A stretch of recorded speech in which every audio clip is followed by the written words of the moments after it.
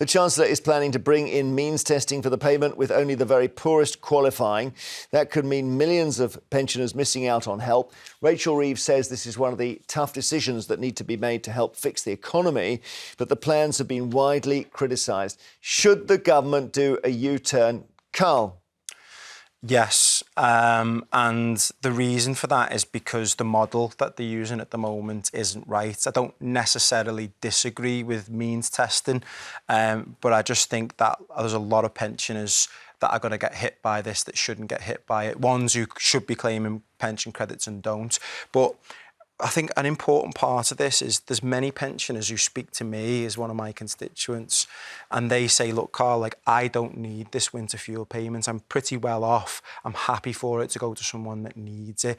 But there's also other constituents that I've got that do need it and will miss out on these plans. Yeah, well, it's difficult, Angela, isn't it? Because they will give it still to the very poorest, but that above that group are an awful lot of pensioners who still need it. Yeah, absolutely. And there's this issue of sliding into silent poverty, as they call it. I mean, you've got to remember with pensioners, they're not, I've said this before about other things relating to pensioners, they're not in Tenerife on the golf course, all of them, or cruising the world. Or we're told 1 in 4 are millionaires. You know, but OK, maybe so. But 3 out of 4 are really, really struggling.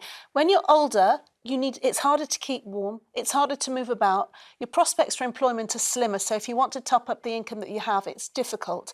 And I think having some kind of opt-in system, so Mick Jagger or Rod Stewart or whomever who thinks I don't need the winter fuel pension, maybe they do. It's not for me to say. Well, I think, listen, I mean, it's funny you mentioned Mick Jagger because he's always my example. And then someone wrote in the other day and said, can you stop mentioning Mick Jagger? So I'll go with Philip Green. OK, we'll go with Richard Branson.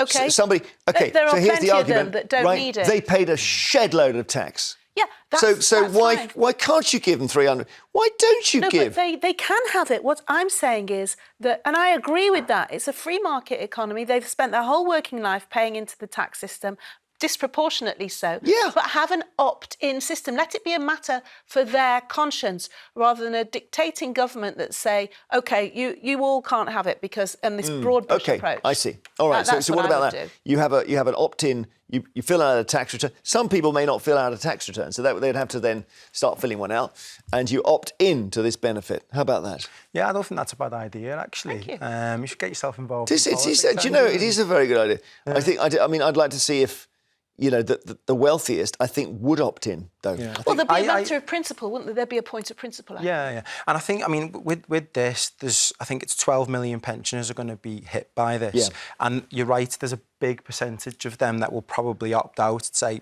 I don't need that.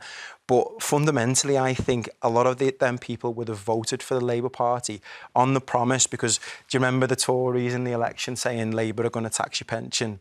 And Labour denied that. I think a lot of these pensioners would have voted for them based on that, and now they're getting them in another way. Can I just add in there, sorry, didn't mean to sort of tail into the end of what you were saying, but Rachel Reeves, in fact, I wrote it down because I couldn't believe it. 2017, she said, we're going to stand up for pensioners and protect winter fuel payments. Angela Rayner tweeted the same thing, you know, and they have gone back on their promises. And we keep hearing, only 4 weeks in government or clearing up 14 years of mess. It's not good enough. Well, she says she discovered this black hole that nobody knew about. Oh, come on. That story has not totally survived the last couple of weeks. No. In the sense that she got Treasury briefings and so on. So, yeah, and actually, well, we'll see. I mean, it may be that settling the junior doctors dispute is the biggest item of expenditure of all the things creating the black hole. Which will set a precedent for other public sector workers asking for inflation-busting pay rises. But, you know, government's difficult, as the Labour are finding. You start off with, you get your desk in order, you do this policy, and then suddenly you get hit by riots up and down the country. It's a hard job. Ray in Nottingham, do you think they've messed up here? I think it's a tragic mess. If I can quote some figures to you, they think the triple lock is the be-all and end-all of everything. If you look at next year, we're programmed, let's work on round figures, to get 2.5%. Based on a pension of £200 a week, that's £5. Take off £1 for tax, and the winter fuel allowance leaves us with nothing. Are they not? So Are they not? Hang on, I need to remember this. Did they not say that your state pension will not drift into a tax bracket? Or did they not repeat that Conservative guarantee? I'm trying to remember this.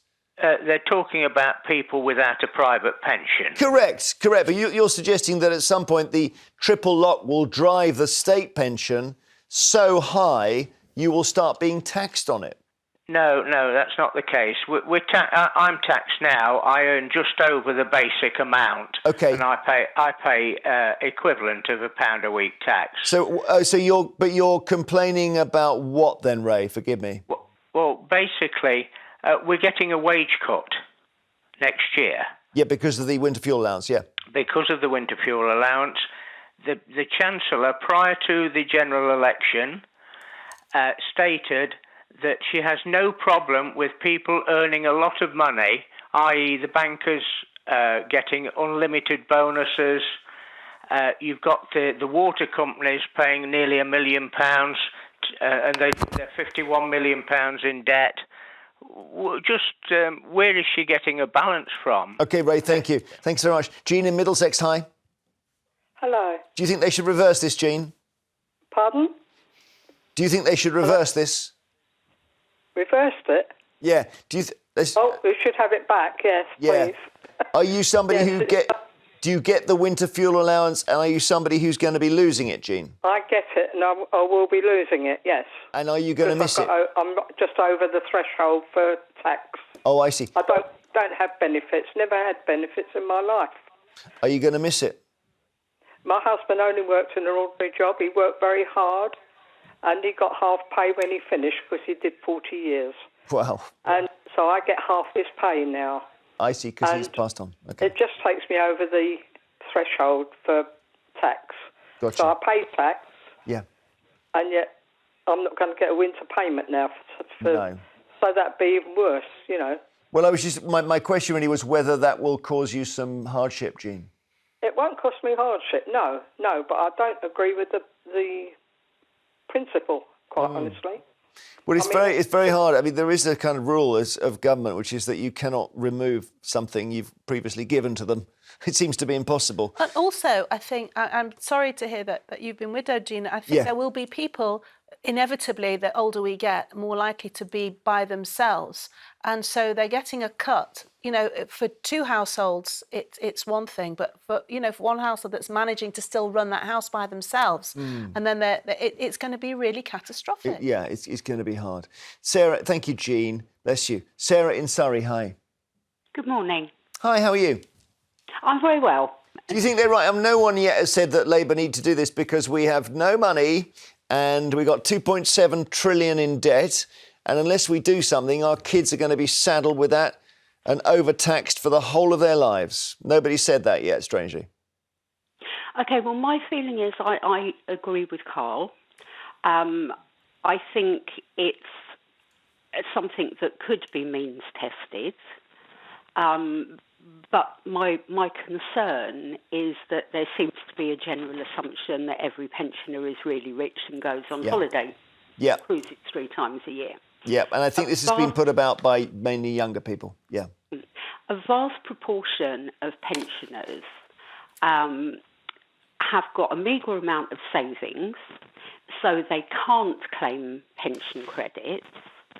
But I think it's short-sighted because if that bulk of people then have to start going into their savings in order to pay their heating, then they will then become eligible for pension credits and the associated benefits. I see where you're going. I got you. That's short-sighted. Yeah. But I think it's very unfair to put an arbitrary, if you're claiming this, you can get it. If you're not, you can't. Fair point. Thank you, Sarah. What do you think, Carl? I think Sarah put that very succinctly, and I completely agree with what she's just said there. And people such as Sarah and others around the country will have paid national insurance for years and put money into their own savings for years. So to be penalised in both ways would be a tragedy for them. My understanding is, because I was looking up the history of this winter fuel allowance, that it was Gordon Brown who brought it in, and he brought it in after he got really, really bad blowback for a pension rise of 75 pence. Do you remember that? And because of the formula they were using, the pensioners only got 75 pence extra a week. And he got so much criticism, he said, but I've got another idea, and I'm basically going to hand you 300 quid a year. And that sort of bought off the problem. Angela in Merseyside, hi. Hi. What do you think? Are you cross about this as well, Angela? Yeah, I do agree with a lot of the points with Carl and some of the other people that have rung in. But people forget when Cameron was coming in, he promised the pensioners he wouldn't touch the pension. But that winter, he took £50 off 250 fuel benefit. So what, he went Yes, from he 300 to 250, yeah. No, well, I was getting 250 at the time. Yeah. I wasn't entitled to 3. Okay. And I've never voted for them since, because they said one thing and behind their back, they went and took from another area of our pension. Yeah, I'd forgotten that history. So they basically shaved the winter fuel allowance, did they? By £50. Yeah. Which is not like 200, I agree. No, it's not, but it's imagine substantial. the millions they made by taking that 50 right across the board. Yeah, well, I mean, I guess they were trying, because they were in austerity because of the whole banking crash, and we've had a bit of a bad century, haven't we? This country. But our pensioners are entitled to face the autumn of their years in safety and security. That should be a fundamental tenet. And I know it's got to be costed, but this is the politics from the age of 60? It's the politics. Well, the pension age is going to keep rising. Well, exactly. But we have the politics of envy. So what if you're over a certain income? Should you pay for your GP appointments? Well, you can afford it. Well, the Why NHS should you is have going to to, of course they're going to Why do should that. you? Why Well, should you do for dentistry. Pay for going and all that kind of stuff. Well, I think we're heading that way. If you earn over a certain amount, why should you go to a state school without paying? Oh, my Lord, these are big questions, but not for now. We need to move on.